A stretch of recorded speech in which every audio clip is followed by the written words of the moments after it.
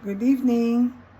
Ang food poisoning o ang pagkalason sa pagkain ay nagaganap kapag nakakain ng pagkaing kontaminado ng mikrobyo na naglalabas ng naglason at nagiging sanhi ng pagsusuka, pagtatai, sakit ng tiyan, pagkahilo, pagod, lagnat at panginginig at ang sobrang pagpapawis.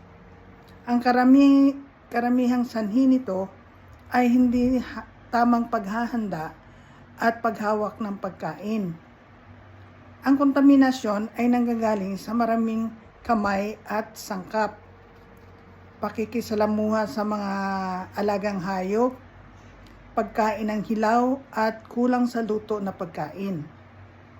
Ang food poisoning ay may tatlong uri: bacterial, viral, or parasitic. Ito ay nagdudulot ng komplikasyon tulad ng dehydration,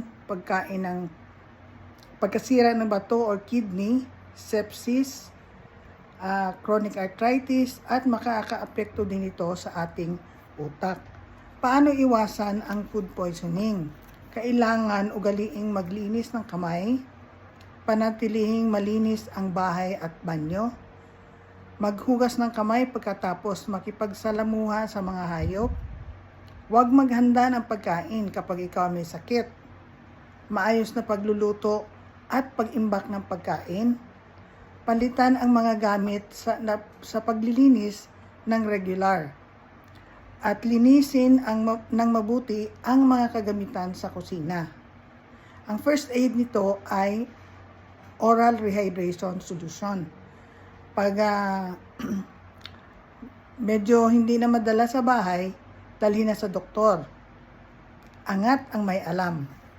Good night.